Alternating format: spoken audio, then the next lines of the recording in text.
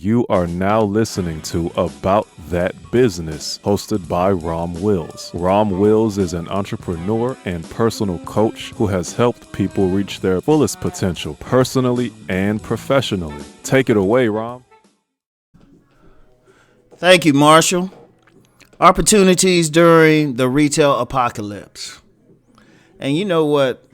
Y'all know it. Y'all see all these empty stores. Even where I live, I'm seeing a lot of empty storefronts, right? A lot of empty storefronts. I mean, really, I'm not quite at the place where I can just get a major storefront. Not a major one, but in fact, I'm thinking about like getting into the retail game, right? This is why the retail apocalypse is hitting these big stores, these big department stores, bigger stores. And part of it is the e-commerce thing. But another big part of it is they sell a lot of stuff people don't need. If you go in the average department store and look at the clothes, most of the clothes in any department store is a store brand. Seriously, most of the stuff is a store brand. And then the stuff that's like you can find in any department store, well, that's part of the problem. You can find it in any department store. Like if I go to my local department store, right? I have a Sears in my area, which I get something out of like once a year, and local Macy's. They know me well, right? But when I look at the stuff I generally get, it's rare I get like a store brand. I could get something like Ralph Lauren. You could probably find a Ralph Lauren shop anywhere or get it mostly any place. Nike, that's ubiquitous. You can find that any place. I could buy Nike in like several places, and shoes. It's like a lot of stuff you don't need to buy. I mean, I think that's a big reason why these places are closing. Like cosmetics and stuff like that, you can get that like, for me, colognes and stuff, I can get that at a flea market or something. Speaking of which, one of the reasons I was inspired to talk about opportunities during the retail apocalypse, it really is you can find stuff any place. I mean, the people going to need it more. Let me put it like that. People still need some basic stuff, right? Like recently, I got I got a good scent from just a kiosk, local mall. I was just walking through and stuff, nice young lady and stuff. I actually bought something because I appreciate good sales pitches. She was working it. Usually I work past this thing. They just get some dude just hand me some card or something. Hey man, check it out. No sales and stuff. She was actually showing me different scents. I was like, shoot, just because you work that hard, let me buy something. I respect a good as a salesman. I respect a great sales pitch, right? But I was looking at that. It was like, well, why would I go to a big department store when I can just go to a kiosk and get the same damn scent, or even just a decent scent, right? And then, this past weekend I had went to, for people in the Baltimore area, about Patapsco Flea Market. And that's a big flea market. You go there, they got them a nice little food court. And they got like these spaces. They have like regular flea market type of tables, an outdoor market, but then they got like little mini stores in there. You can go down there and, you could have shelves, everything. It's just like a little mini mall. Like people still need stuff.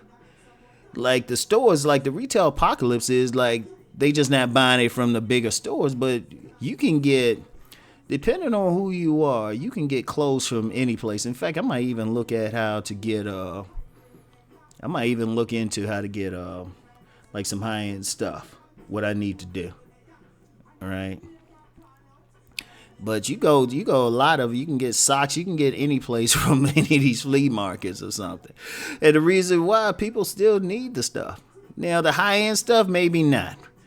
Maybe some counterfeit high-end stuff, but the high-end stuff, nah. Because one thing about the markets, when you go to flea markets, and also, I went to this thing called Happy Nappy Day.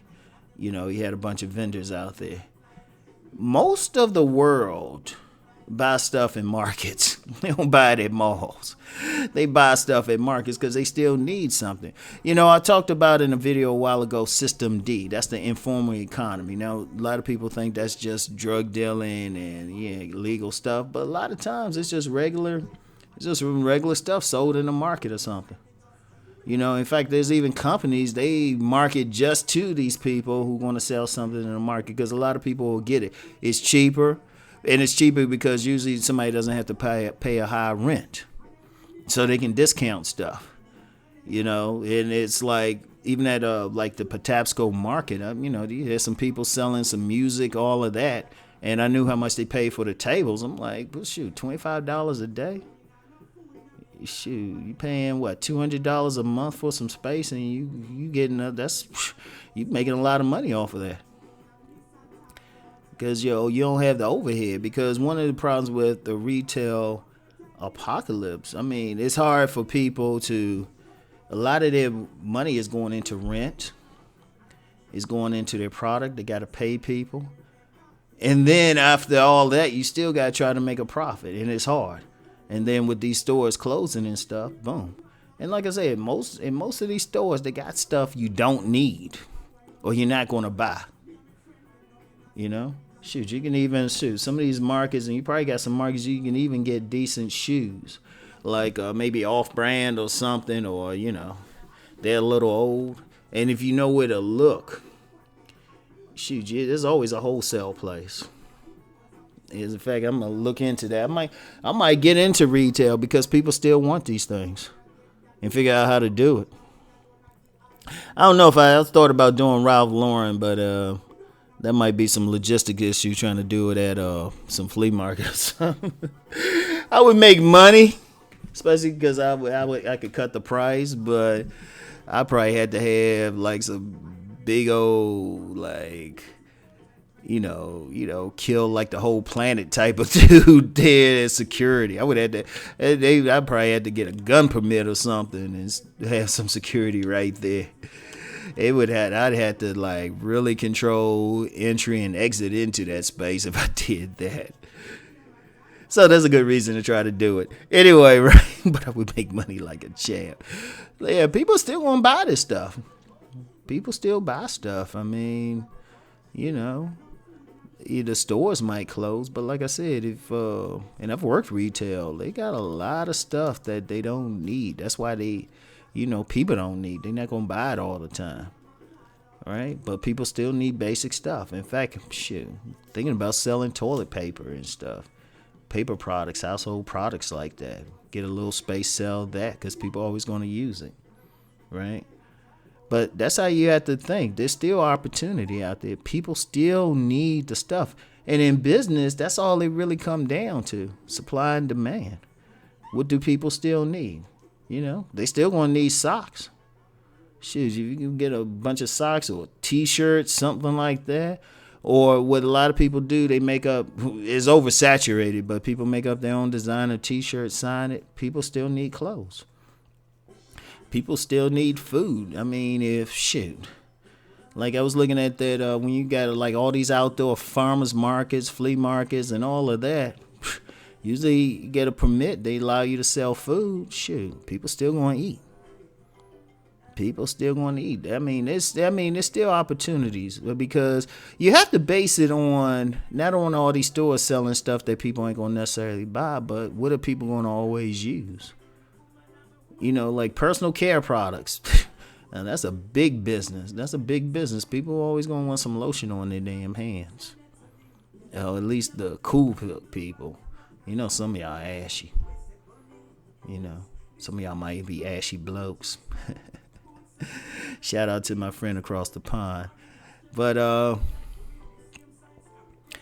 you know, it's, you want to always think, what do people need? And what can I provide them? In fact, that's just in business in general, even beyond this whole retail apocalypse. But what can be provided? And I'm going to make a prediction with all these big empty buildings. I'm going to make a prediction. I don't know, at least for the time being, of the big stores coming back. But what I could see is a whole lot of them being turned into sophisticated flea market type of things. I could see that, and it's easier. So, like the landlords just say they'll do it, and say if they in a more developed area, they might not want a certain type of clientele there, but they might say they could do it like one way. Like I know of this one place that did this in the DC area. They were actually pretty sophisticated in there. Their problem was just, I mean, everything looked good, looked more very professional. They just were bad at getting traffic. You know, they were just bad at getting traffic, but that's another thing. And that's something serious. I might just, you know, if I see an open building somewhere, a standalone building, I might just do that. You know, look into it anyway. I had to get some investors with me, but, you know, that might be a business. So anyway, Ray, that's all I got. Despite everything, let's go make that money.